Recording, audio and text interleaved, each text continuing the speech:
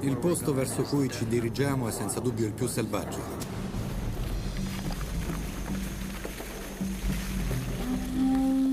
Settembre, nel Congo, poco a nord dell'equatore. Non c'è mai stata una spedizione come questa. Nessuno ha mai percorso questo tragitto. 1200 chilometri attraverso la foresta.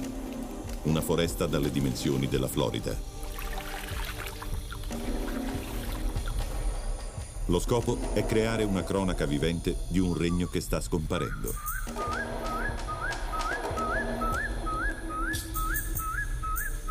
Il viaggio inizia nelle pianure del Congo del Nord. Attraverseranno 2 nazioni e raggiungeranno il mare, se sopravviveranno alla foresta.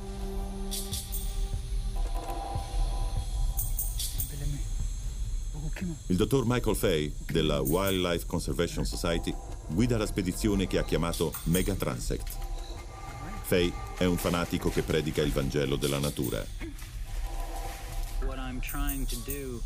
Sto cercando disperatamente di mostrare il mondo che stiamo per perdere. L'ultima piccola gemma del continente africano. Se non faremo qualcosa, e se non la faremo oggi, potremmo dirgli addio. La stessa passione brucia all'interno del ricercatore congolese, Yves Constant Mazou. Ho il coraggio di farlo perché dobbiamo salvare la foresta. Il Mega Transect è qualcosa che viene dal mio cuore. È molto difficile. La nostra vita dipende dalla foresta. 20 settembre. Fay ha iniziato a muoversi per riunire la sua squadra e incontrarsi con il fotografo della National Geographic, Nick Nichols. I due si riuniranno nel remoto villaggio di Macao, il punto di partenza dell'epica marcia di Fay. La nostra missione non è solo documentare la natura e dimostrare che ha bisogno di essere salvata, ma mostrare l'Africa tradizionale con dignità. Con la sua macchina fotografica, Nichols farà la cronaca del viaggio, documentando luoghi e persone in una foresta sull'orlo del cambiamento. Questa è l'ultima fortezza della popolazione di Macao. Fra 10 anni probabilmente non esisterà più. Nichols è a Macao, dove sta aspettando l'arrivo di Fay. Vorrei tanto sapere dove si trova. Ormai dovrebbe essere già a Macao. E infatti al tramonto attraversa il fiume Motaba.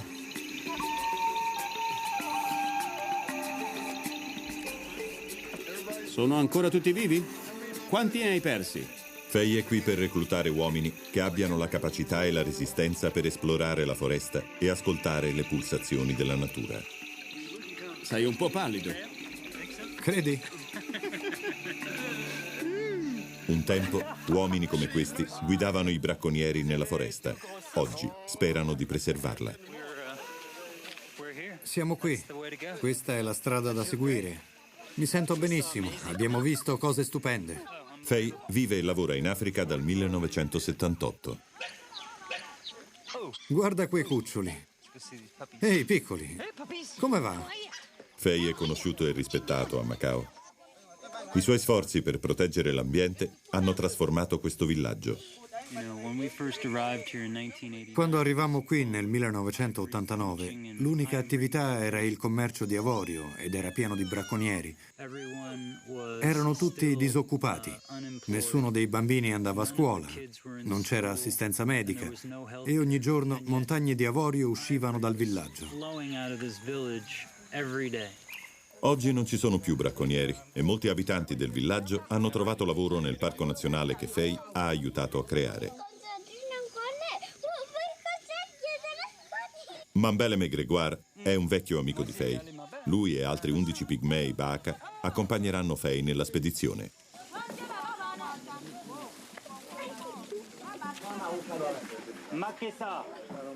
Stiamo riunendo tutti gli uomini sulla strada.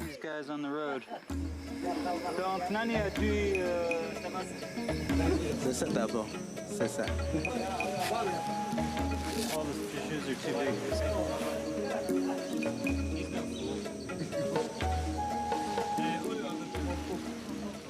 Muko Gabriel si è gravemente ustionato in un incidente quando era piccolo. È noto per la sua capacità di recupero e il suo senso dell'humor. Fafa Jean Gumot guida la squadra e si occupa delle esigenze quotidiane della spedizione. Fafa è il collante che tiene in piedi l'intera operazione. Senza di lui saremmo nel caos. Abbiamo riunito tutto lo staff e stiamo distribuendo gli zaini. Ogni uomo può trasportare quasi 35 kg di equipaggiamento, strumenti scientifici, scorte mediche, tende, teli, pentole e padelle. Faye ha fiducia nei Baaka e dipenderà dalla loro conoscenza della foresta. Non tutti possono essere gettati in mezzo alla foresta, cominciare a camminare e andare avanti per un intero anno. Sanno come individuare gli animali, sanno come sopravvivere nella foresta.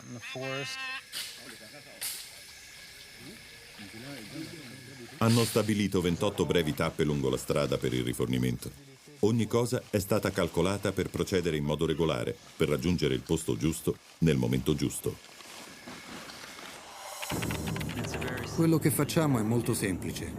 Camminiamo nella foresta e documentiamo ogni cosa che vediamo. Alcune di queste noci sono più antiche di Gesù Cristo. Ho scritto il punto in cui le ho trovate per ricordarne la provenienza. La vegetazione è fitta. Il bacino del Congo contiene un quarto delle foreste pluviali del mondo. E forse metà di tutte le piante e gli animali selvatici dell'Africa.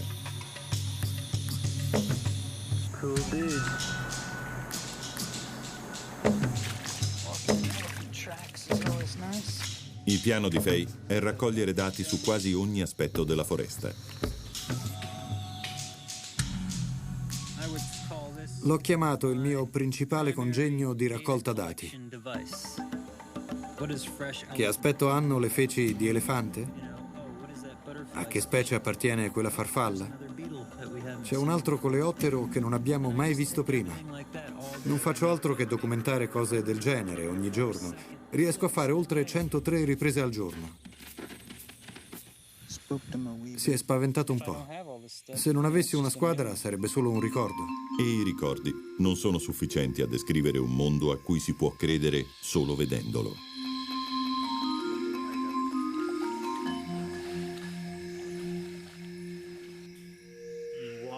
Camminare in questo mondo meraviglioso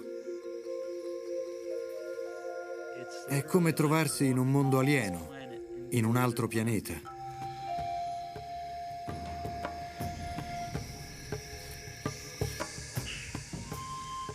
Questi animali non hanno mai visto un essere umano prima.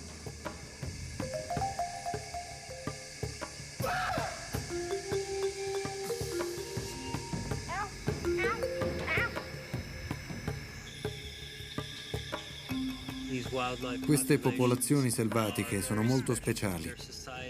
Le loro società sono intatte. Non sono ancora diventate specie protette. Nessuno gli spara ogni giorno.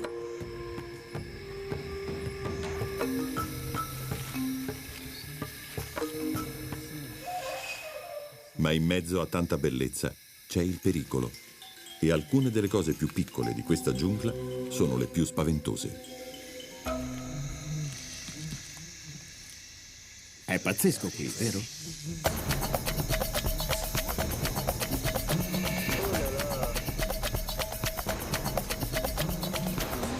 Sono molto preoccupato, non so se ce la farò. Questi sono vermi dei piedi che mangiano la pelle. Posso a malapena camminare.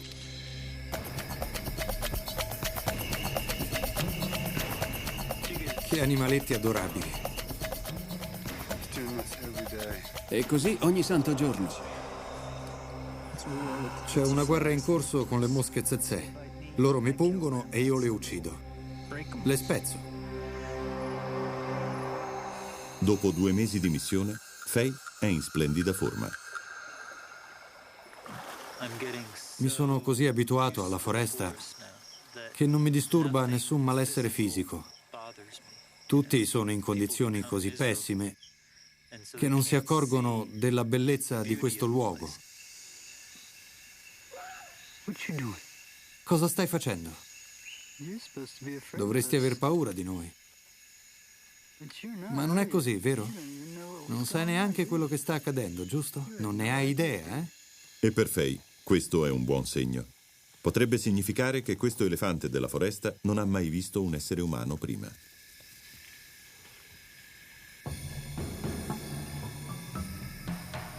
Il motivo per cui entriamo in contatto con loro è vedere come reagiscono agli esseri umani. In alcuni posti, quando si accorgono della nostra presenza, ogni muscolo del loro corpo si tende e fuggono a chilometri di distanza. Significa che sono stati cacciati. Ma questo elefante non mostra paura. Per Faye è il segno che questa parte della foresta è ancora vergine. Hello. Hello. Oh.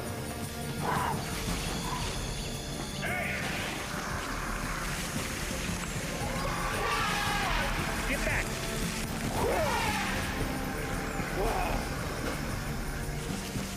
Il cameraman si ritira, ma Faye tiene la sua posizione. Una volta preso il contatto non devi mai mostrare le spalle ad un elefante, non devi girarti, non devi correre. Se lo fai ti caricherà. Comunque, c'è sempre la possibilità di un attacco. Sono molto veloci, sono furtivi e conoscono la foresta. Se lo volesse veramente potrebbe facilmente raggiungerti e non avresti modo di fuggire.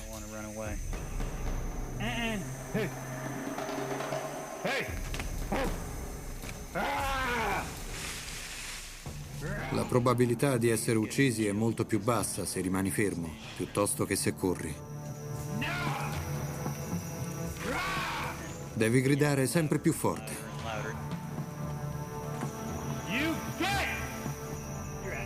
Sei fuori di testa, ragazza. Sei proprio fuori di testa.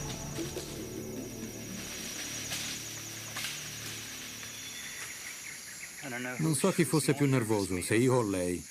Ma qui entrambi farebbero bene ad aver paura. Sebbene la situazione sia migliorata, in tutto il Congo gli elefanti vengono ancora cacciati per il loro avorio.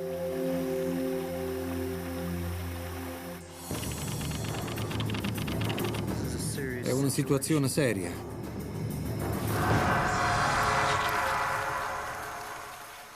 Dopo 6 ore di cammino troviamo un sentiero creato dagli uomini.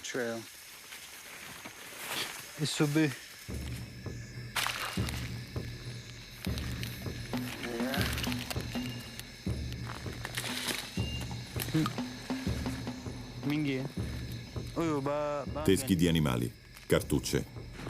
Forse ci sono dei bracconieri nei dintorni. Una volta che iniziano a sparare, non li fermi più. Ci saranno almeno 50 teschi in questo campo. C'è una vera macchina di morte qui intorno. È una situazione seria, perché non sono più così numerosi gli animali della foresta.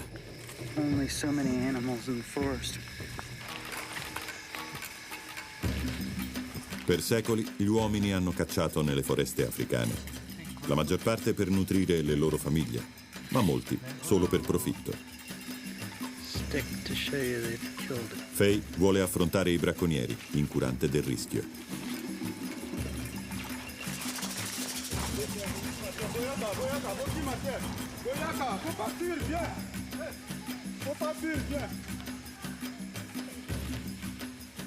Va a cercarli, va a cercarli.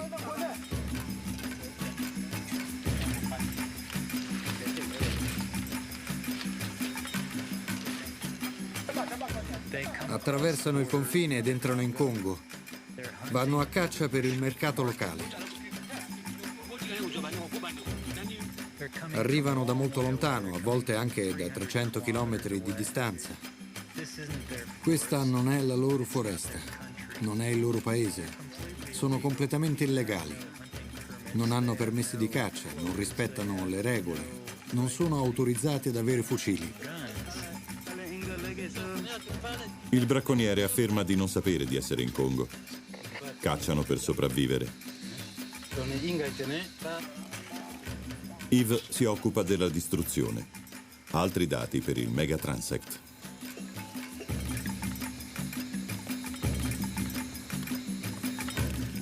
Decidono di bruciare il campo.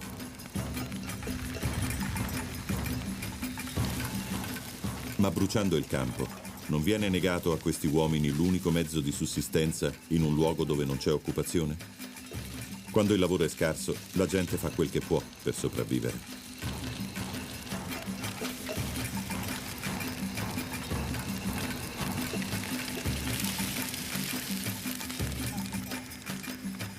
Questo campo probabilmente serviva a interessi commerciali, forniva cibo agli uomini che lavorano per le società minerarie e del legname. Il mondo sta arrivando. Orde di persone stanno arrivando in Africa centrale. I Baka non hanno mai visto niente del genere.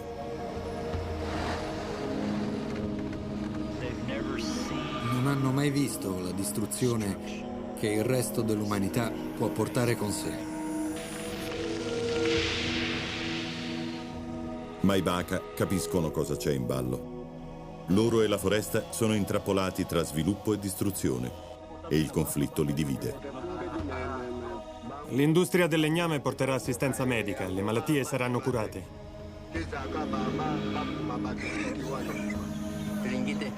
Non voglio che l'industria del legname arrivi nel mio villaggio. Distruggerà la foresta. Gli animali fuggiranno lontano da qui.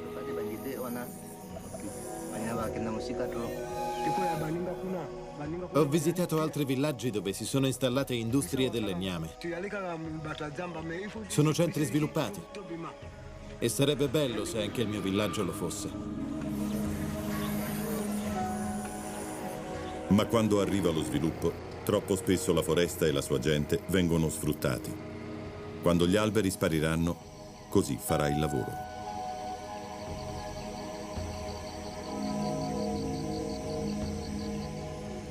Addolorati per ciò che hanno visto, continuano il loro cammino. Tra pochi giorni Nick Nichols tornerà negli Stati Uniti con il suo primo servizio fotografico per la rivista National Geographic. Quello che non sa è che sta portando a casa anche un grave caso di epatite.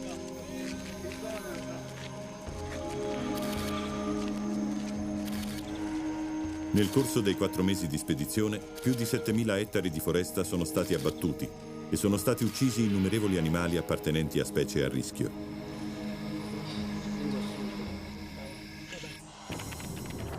Questo viaggio è 3 volte più duro di quanto pensassi. Gli uomini vanno avanti a fatica in una regione che hanno cominciato a considerare come il posto più inaccessibile della Terra.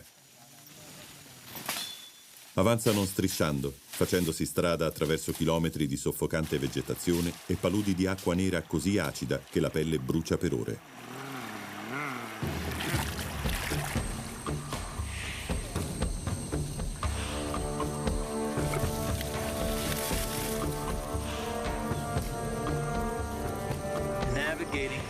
Seguire nella foresta una linea immaginaria segnata su una cartina rende tutto ancora più difficile, perché sei costretto a seguire quel determinato percorso. Chiamano questo luogo l'Abisso Verde. Ci stiamo facendo strada a colpi di maceti. Colpi su colpi su colpi. È come se non ci fosse inizio e non ci fosse fine. Questa è la prima volta durante il viaggio che tutti sono completamente esausti e preoccupati.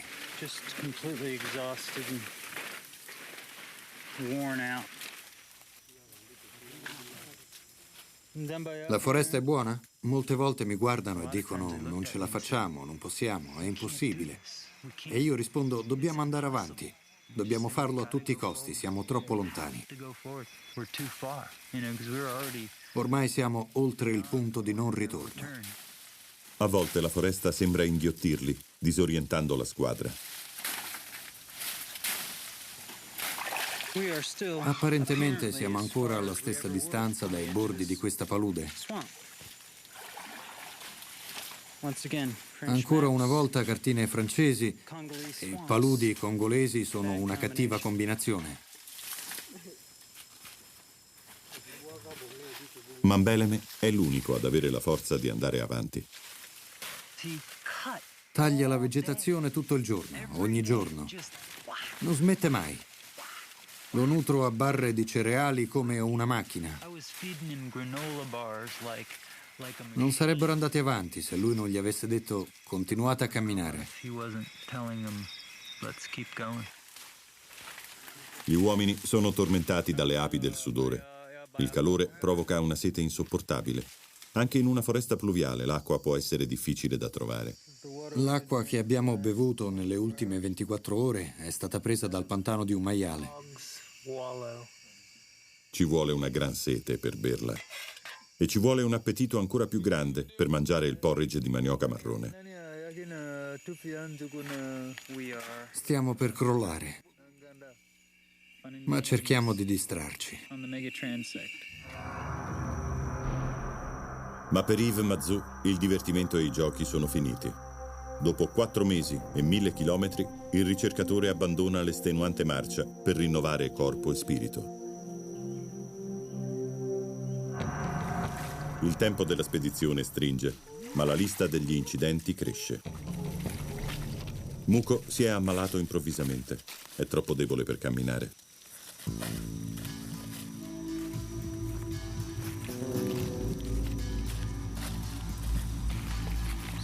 Dobbiamo stare molto attenti con Mouko. Dobbiamo evitare che cammini e tenerlo idratato. Cercherò di persuadere i ragazzi a trasportarlo in modo che non cammini. Mi rifiuto di lasciargli esaurire le ultime forze. La necessità di trasportare Muko getta una nube sul gruppo. Tra i Baka, solo i morti e i morenti vengono trasportati a casa.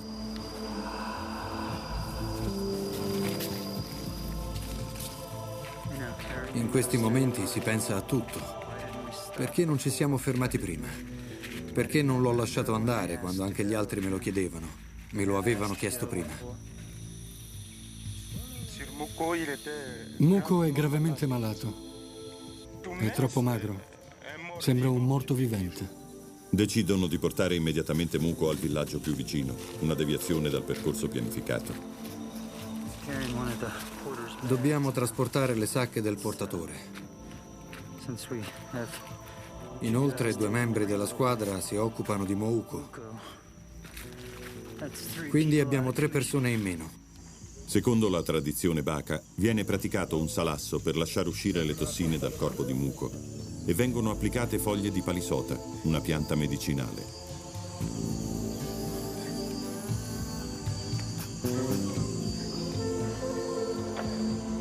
Per 3 giorni e 30 chilometri lo trasportano sulle spalle. Ma quando si avvicinano al villaggio, Muko insiste per camminare. Se gli abitanti del villaggio capissero che è malato, potrebbero cacciarlo via e negargli l'unica possibilità di ricevere aiuto.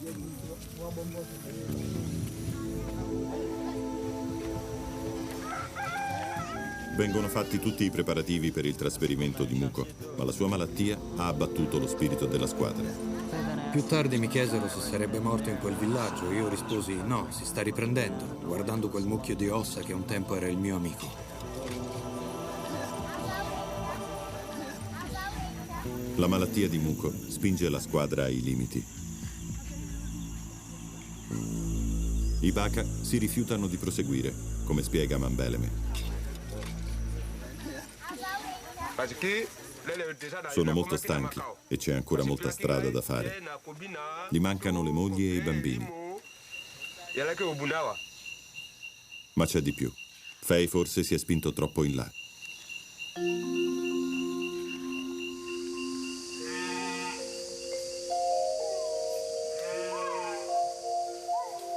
Per Mike, la loro partenza è devastante.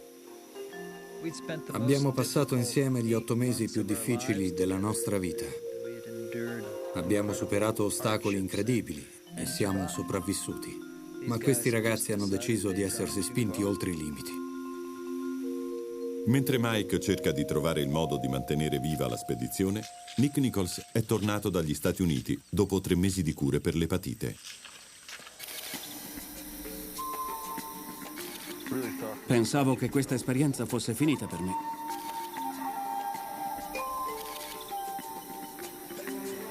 Nichols è tornato in Africa contro i desideri del suo dottore.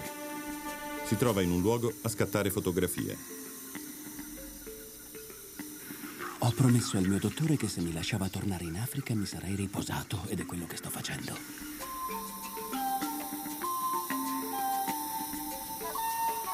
Si trova al Parco Nazionale di Ozala, in Congo, un luogo che alcuni chiamano la capitale mondiale dei gorilla.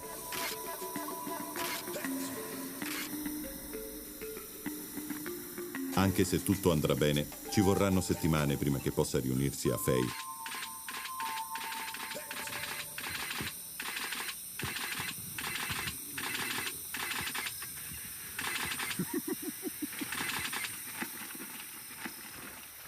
Vado a casa, Mr. Gorilla. Alla fine di ogni giorno deve attraversare il territorio dei gorilla per tornare a casa. I gorilla sono molto carini, ma possono staccarti la testa se non stai attento. Mi sono imbattuto in un gorilla almeno 5 volte. Ho quasi pestato un serpente velenoso e ho visto un leopardo sul sentiero. Ho cominciato subito a parlare per assicurarmi che sentissero che stavo arrivando. Sto solo tornando a casa, non avere paura. Oh, Signore.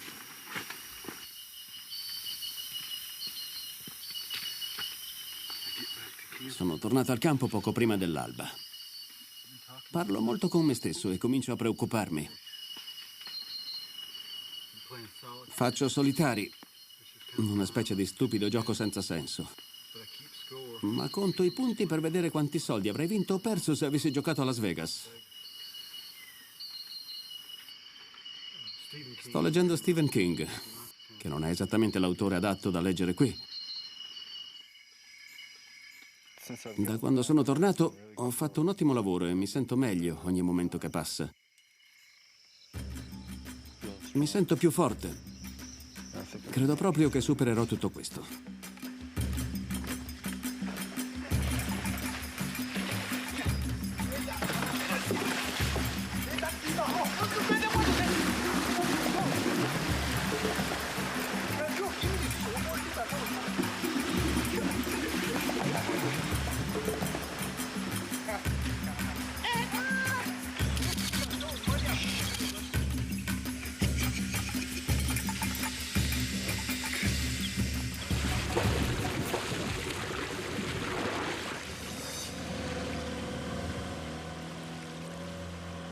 Una settimana dopo aver perso la sua prima squadra, Faye è in Gabon, dove riorganizzerà la sua spedizione.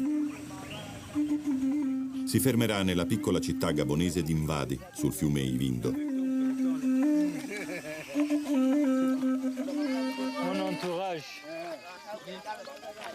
Cercando nuovi membri per la squadra, affronta i colloqui con un discorso per il reclutamento progettato per fiaccare le aspettative dei più entusiasti. Vuole che gli uomini capiscano che la spedizione significa passare mesi nella foresta.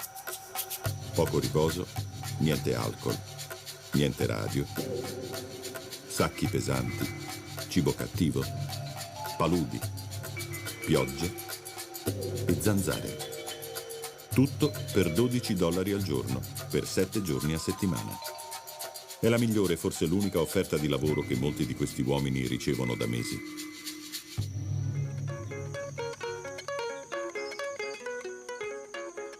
Bébé Emile è un pigmeo baka di 20 anni. Prenderà il posto di Mambeleme in testa alla colonna. Fra Mvadi e una vicina miniera d'oro, la nuova squadra di Faye prende forma.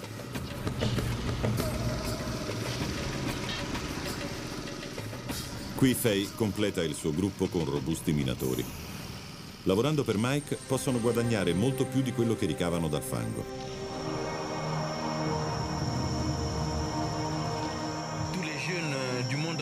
Tutti i giovani del mondo, non solo qui in Gabon, ma ovunque, sono disoccupati a causa delle crisi economiche. Non importa che tipo di lavoro faccio, devo continuare a lavorare. Gli uomini scelti per il lavoro sono estranei gli uni agli altri. E lo sono anche per Mike. Raggiungere il mare richiederà lavoro di squadra e li aspettano alcuni dei peggiori ostacoli del Mega Transect.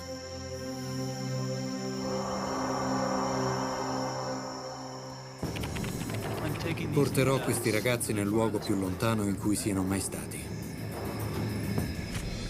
Bibi si mette in testa. Il suo lavoro è stare di fronte a Mike. Per 3 settimane si apriranno un varco attraverso la foresta pluviale di Minkebe, una delle giungle più fitte e preziose rimaste in Africa. Ricca di fauna, virtualmente incontaminata, questa foresta primordiale è minacciata dalla deforestazione. Il loro prossimo obiettivo è un bizzarro arcipelago di colline di granito che si innalza a centinaia di metri dal suolo della foresta. Gli uomini vi si arrampicano sopra e all'improvviso capiscono di trovarsi oltre la copertura della foresta, sopra a tutto. È un ambiente così delicato. Poco studiate, vengono chiamate Inselbergs, montagne isola, e Faye userà questi altipiani per incontrarsi di nuovo con il fotografo del National Geographic, Nick Nichols. Sono passati mesi dall'ultimo incontro tra i due. Sto per avere il mio primo contatto con Mike. Non ci vediamo da 6 mesi. Siamo a giugno. Sono molto eccitato all'idea di vederlo. Voglio assicurarmi che stia bene e dargli una bella spinta per farlo andare avanti.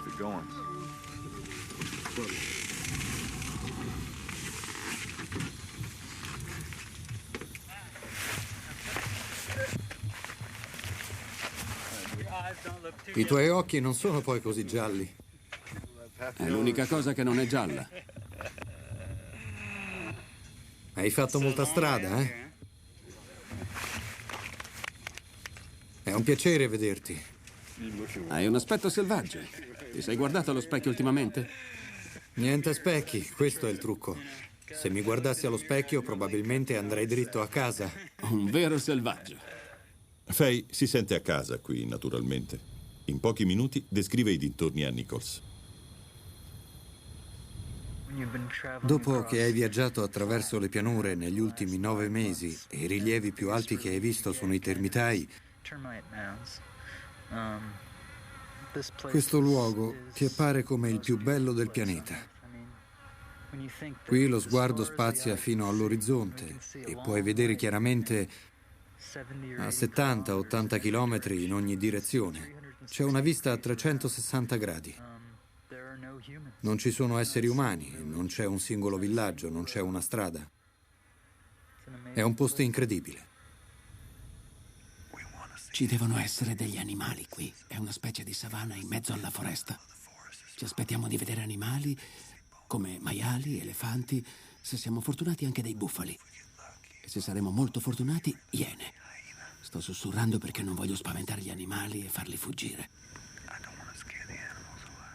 E poi Mike si arrabbierebbe con me se lo facessi.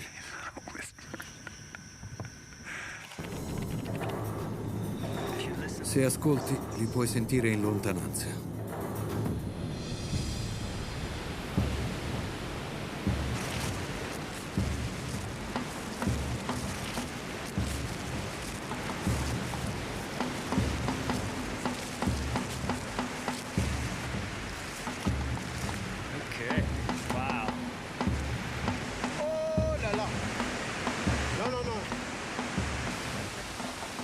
Le cascate Kongu. Queste rapide primordiali sono una parte vitale dell'ambiente che Mega Transect sta cercando di proteggere. Una terra di sorgenti e foreste vergini minacciata dalla deforestazione.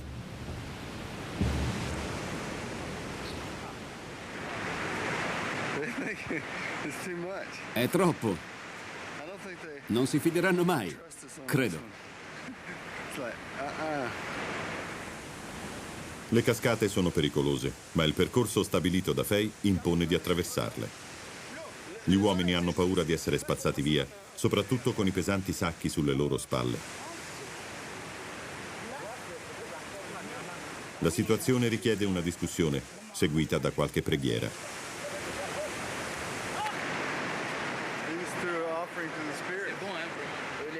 Getteremo una moneta nel fiume e inaleremo l'acqua attraverso le narici. È un'offerta agli spiriti perché ci proteggano durante la traversata. Poi si decidono al grande passo.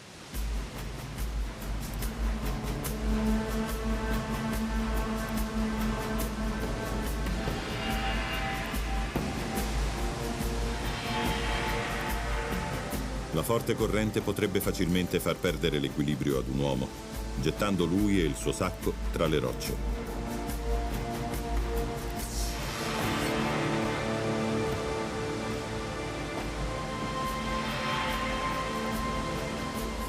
Gli uomini attaccano il fiume sezione per sezione. Piccole isole emergono a intervalli in mezzo alla corrente. Gli uomini le usano per aiutarsi a passare.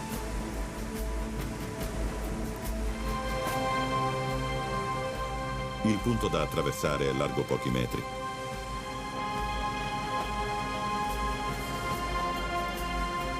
Ma anche usando corde guida, pietre emerse e qualsiasi altro mezzo a loro disposizione, la squadra impiega un giorno intero a passare dall'altra parte.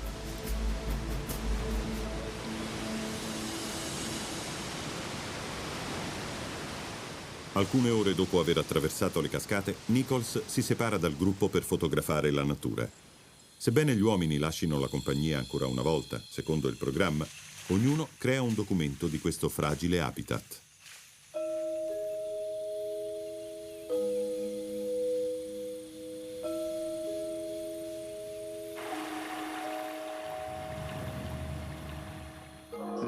È un posto veramente selvaggio, unico. E potrebbe sparire in un attimo.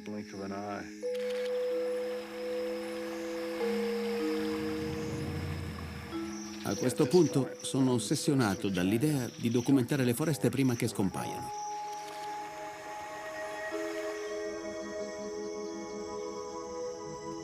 La spedizione ha marciato per circa 1800 km di giungla. Nello stesso tempo, quasi 12.000 ettari di foresta sono stati abbattuti per costruire edifici a Parigi, Pechino e Tokyo.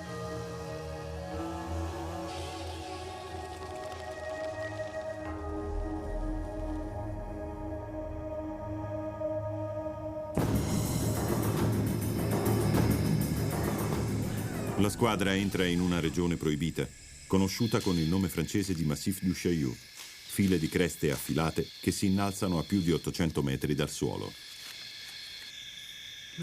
Questo è esattamente come appare il Massif du Chaillou, colline e venature. Poiché si estende per 190 km, la squadra coprirà 2 volte la distanza a causa delle salite e delle discese. Non si fa che scivolare mentre si raggiunge la cima e quando si scende dall'altra parte. Ci vorranno 30-40 giorni per attraversarlo. Ma ce la faremo, queste alture ci uccidono. Come l'Abisso Verde aveva esaurito i Baca, il Massif diventa un test estenuante per la nuova squadra. A peggiorare le cose è ottobre e la stagione delle piogge è puntuale, con violenti acquazzoni quasi ogni giorno.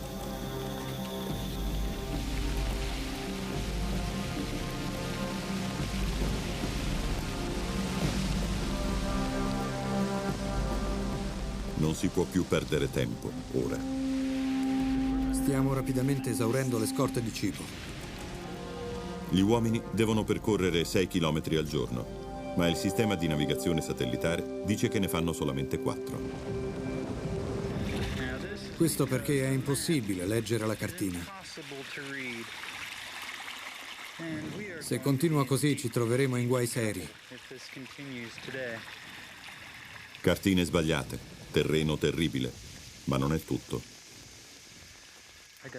Ho avuto un attacco di palu stanotte. E oggi ho un po' di febbre. Ma devo andare avanti lo stesso. Ma non farà molta strada prima che il palu, la malaria, peggiori. Le mie condizioni fisiche continuano a peggiorare.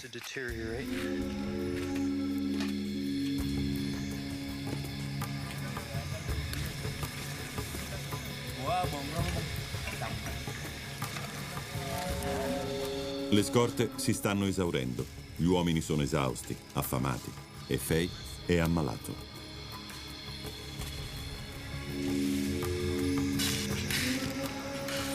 Sono costretti ad abbattere le palme per raccoglierne i frutti. Queste palme sono un retaggio della coltivazione. Un tempo qui l'uomo ha coltivato la terra. La cena di questa sera consisterà di quello che riusciranno a trovare.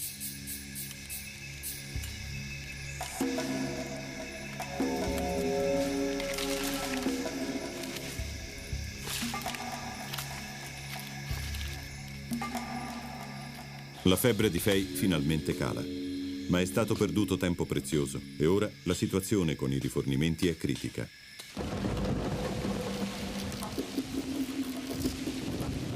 Faye divide le razioni a metà.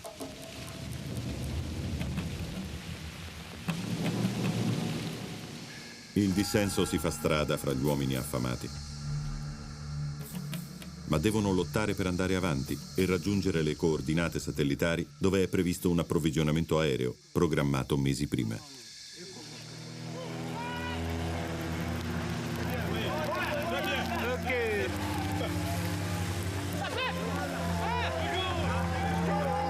Ancora una volta si salvano all'ultimo. La squadra non è mai stata così felice nelle 6 lunghe settimane.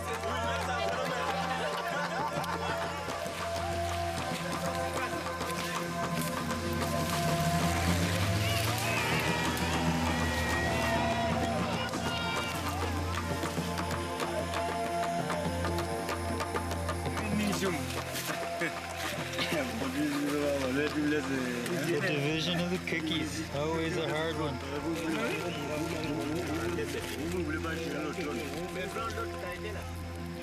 Temporaneamente riforniti di cibo e rinvigoriti, i membri del team si dirigono verso il punto di un altro appuntamento a lungo atteso. L'ultimo contatto con un uomo il cui arrivo sembra sempre illuminare un gruppo altrimenti cupo, il fotografo del National Geographic, Nick Nichols. Sono passati 4 mesi e altri 500 chilometri dall'ultima volta che si sono visti. Ora possono fare l'ultimo sforzo per raggiungere il mare, distante meno di 400 chilometri. Ma il loro spirito risollevato subisce un nuovo colpo.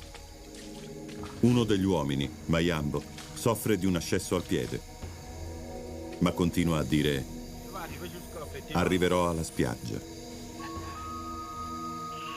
Lentamente, lentamente, andrà tutto bene, ma non ce la farà.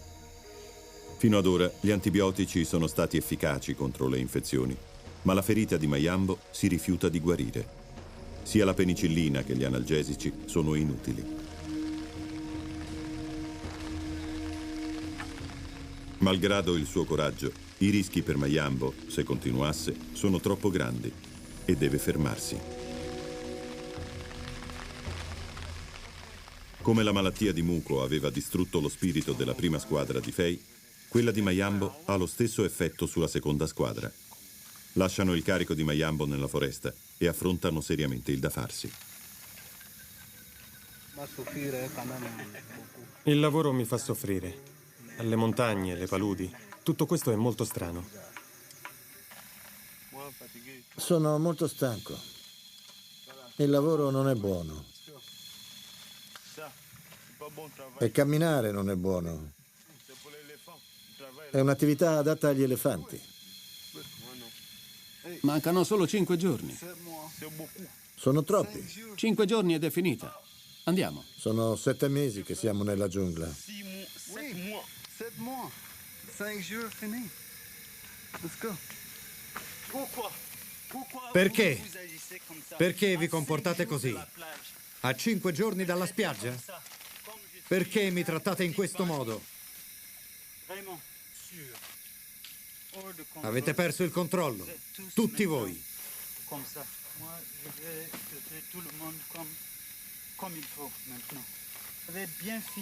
Siete alla fine della missione. Il lavoro è bello, è molto intelligente fare una cosa del genere. Abbiamo passato 6 mesi per arrivare qui, 6 mesi. E voi volete rovinare tutto per una settimana?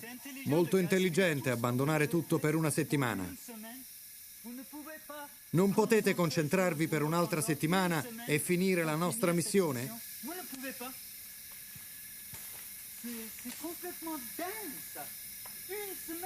Una sola settimana. State rovinando tutto dopo 6 mesi. Non è possibile, non è serio.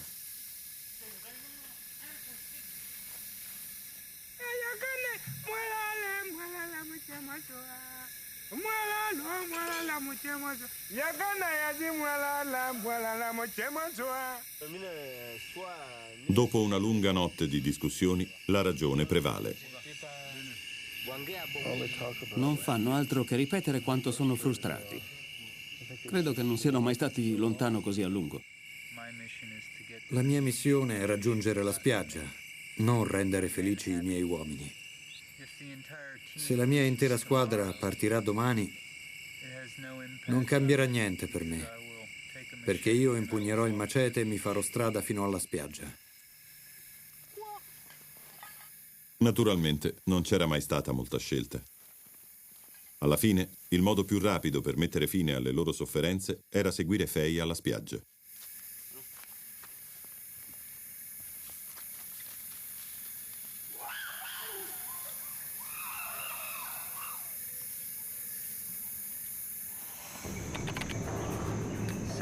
(7,65 chilometri alla spiaggia.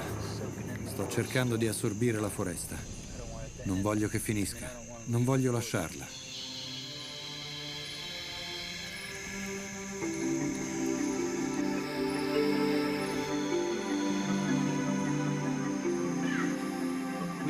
Stavamo cercando di guadagnare tempo, assaporando ogni minuto passato nella foresta prima di uscirne. Ho la mente confusa. Abbiamo trovato un enorme sentiero creato dagli elefanti che ci ha condotti sempre più vicini e sempre più rapidamente. Troppo rapidamente alla spiaggia. Non hai idea di come sia l'oceano. Ho cominciato a sentirmi lo stomaco leggero e all'improvviso la marcia è finita.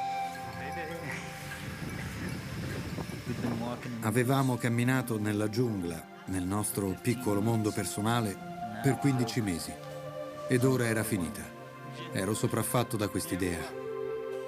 Vedevo che Bebè provava le stesse sensazioni. Eravamo arrivati così lontani, così a lungo, che era diventato una sorta di stile di vita.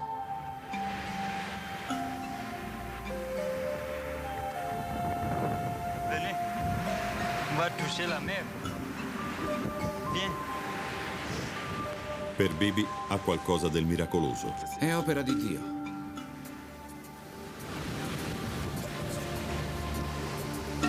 Dopo 15 mesi di sofferenza, sembra che Faye abbia mantenuto la sua promessa. Sono riusciti a raggiungere la spiaggia. È simile ad un'esperienza religiosa. Non c'è altro modo di descriverla. Nessuno.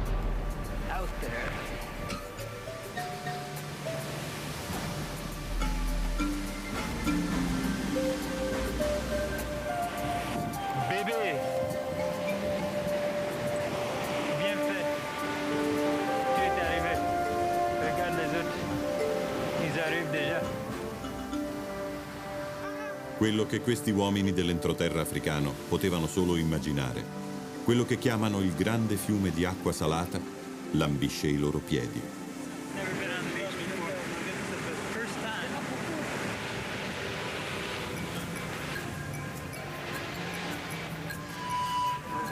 Sto chiamando i miei genitori, mamma e papà.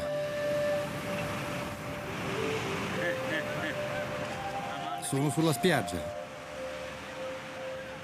Sì, sono appena arrivato.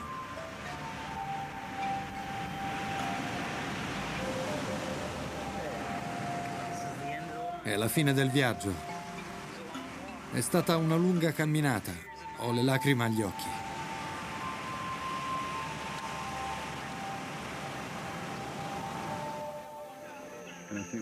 Credo che abbiamo fatto qualcosa di importante riprendendo paesaggi che nessuno ha mai visto. Ed è proprio questo il compito di National Geographic, mostrare gli angoli nascosti. E questo è certamente uno degli angoli più nascosti della Terra. È veramente speciale.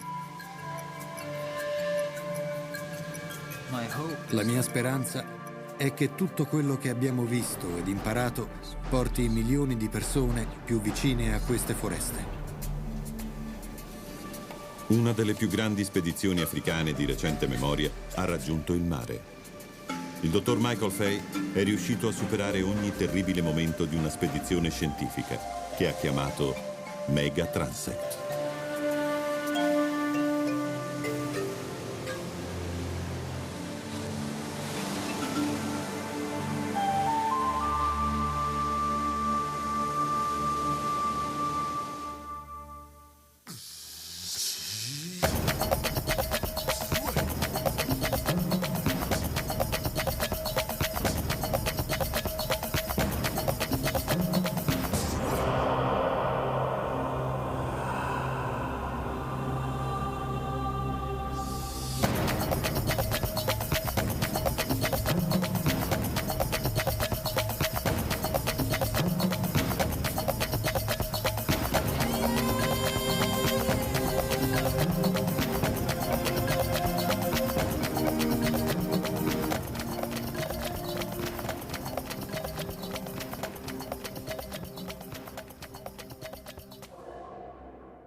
Dopo più di un anno trascorso nella foresta africana, Mike Fay fa ritorno negli Stati Uniti dai suoi genitori.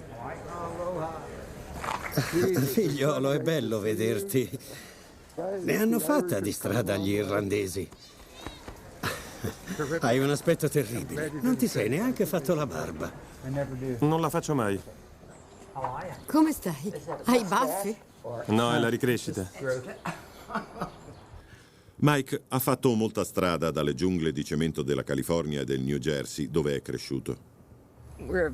Naturalmente siamo molto orgogliosi di lui, ma non ho idea di cosa l'abbia spinto a fare questo viaggio. Quando si mette in testa qualcosa, niente lo può fermare. I genitori di Mike hanno seguito la sua spedizione sulle pagine del National Geographic, dove sono state pubblicate le fotografie di Nick Nichols. Fay e Nichols sono ambientalisti convinti, al punto da progettare una spedizione nel cuore della foresta dell'Africa centrale.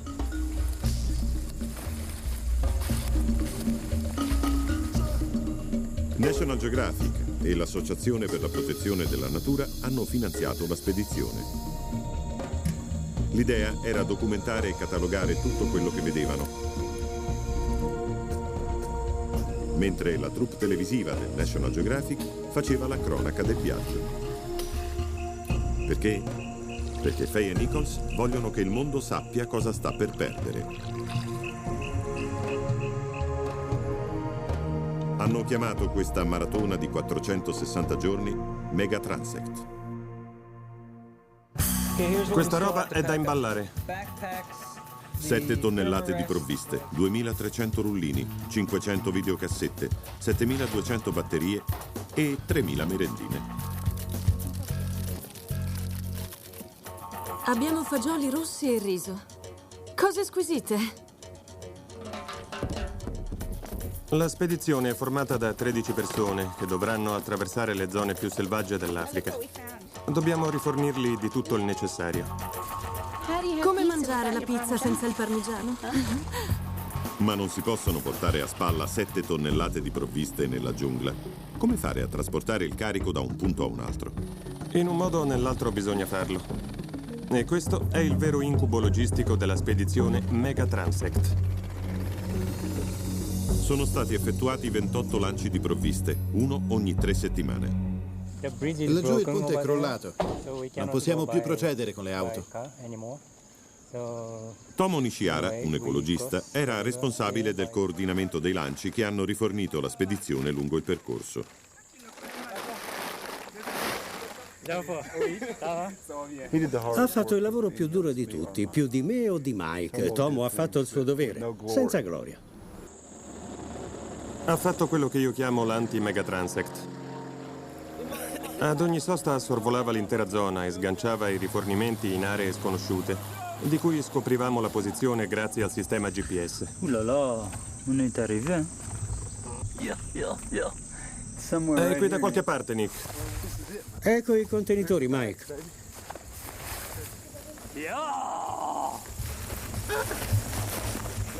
Trovare i rifornimenti era una cosa, ma trasportare il materiale era un'altra. Perfettamente intatti, nessun problema. Ognuno doveva trasportare i propri mezzi di sopravvivenza, circa 30 kg a persona. I ragazzi che hanno fatto l'intero viaggio con me sono le persone più importanti nella mia vita. Sono anni che Faye lavora con loro. Conoscono bene la foresta e hanno guidato Faye nel suo cammino. Questi ragazzi sono la mia vita. Sono 20 anni che lavoro con loro e sono oramai amici. Devi essere un buon amico per camminare attraverso paludi infestate da sanguisughe con un uomo che parla agli animali.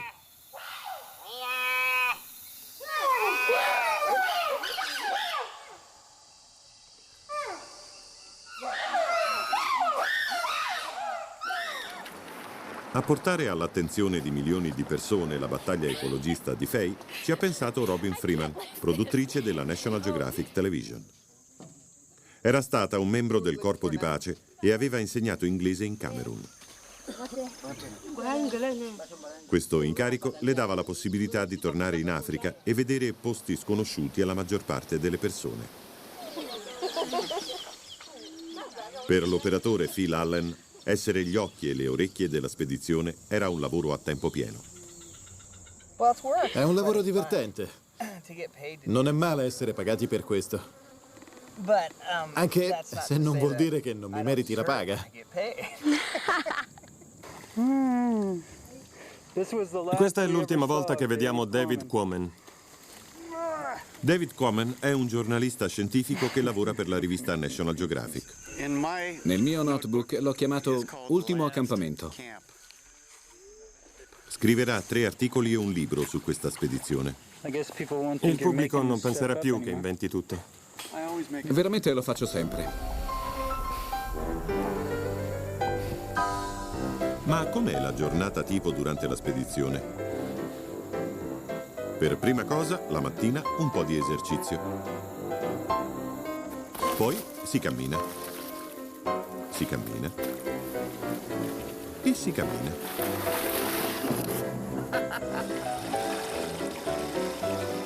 Durante il giorno Mike registra tutto.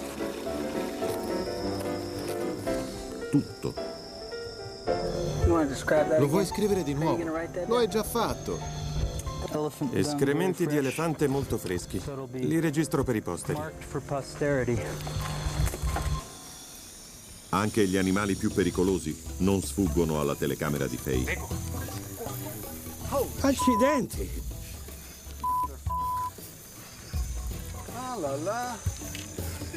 Scusate, ma è un serpente enorme.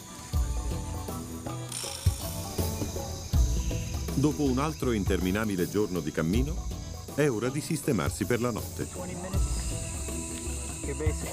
In 20 minuti, con la tela incerata, si crea una casa con tutte le comodità. Fuoco e cibo caldo.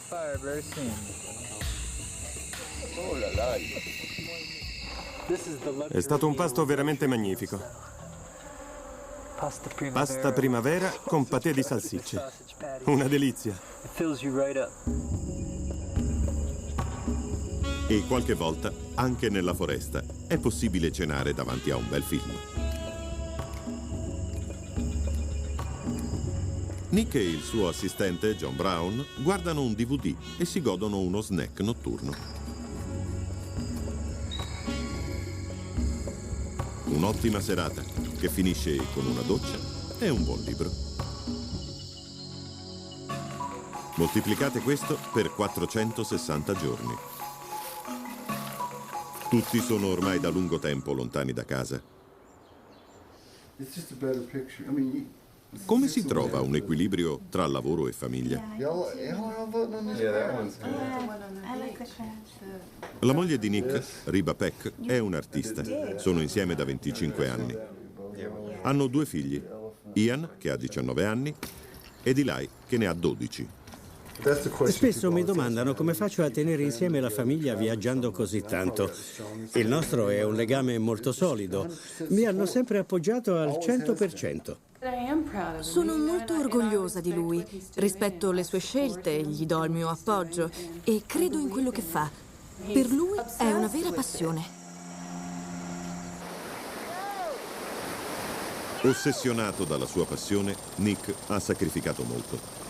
98,2. Ora so a chi somigli. A Marlon Brando. In Apocalypse Now. Ho sacrificato al mio lavoro anni della mia vita e la mia salute. Dopo la fatica per portare a termine la spedizione, non è ancora finita. Ora bisogna far conoscere questa impresa. Ci sono show televisivi da produrre, talk show a cui partecipare. È l'ultimo posto sulla Terra. Conferenze da tenere e una quantità enorme di fotografie da sviluppare. Ho usato 2000 rullini per tirare fuori 3 articoli, il che significa che ho premuto il pulsante per 72.000 volte. Ho dovuto ridurre le foto da 72.000 a 60, quelle che sono state pubblicate sulla rivista. Il risultato sono immagini straordinarie.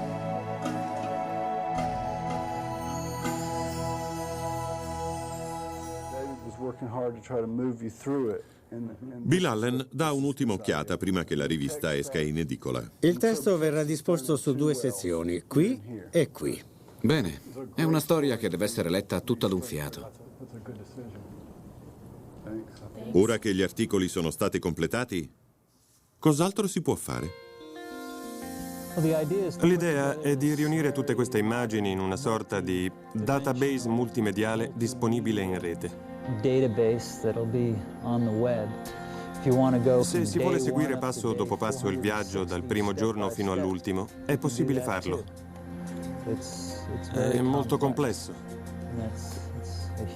Un lavoro enorme. Faye e Nichols rappresentano un nuovo tipo di lotta ambientale. Niente che possa essere fatto da dietro una scrivania. Scivoloso come il ghiaccio. Abbiamo raggiunto il nostro scopo, ma dobbiamo ottenere qualcosa anche al di fuori del mondo dello spettacolo. Non possiamo lasciare che ne parlino solo i programmi televisivi e le riviste specializzate. Faye e Nichols hanno rischiato la vita per salvare una foresta africana che sta scomparendo. La loro impresa potrebbe rivelarsi una delle più straordinarie spedizioni del XXI secolo. E Mike Faye era lì, passo dopo passo.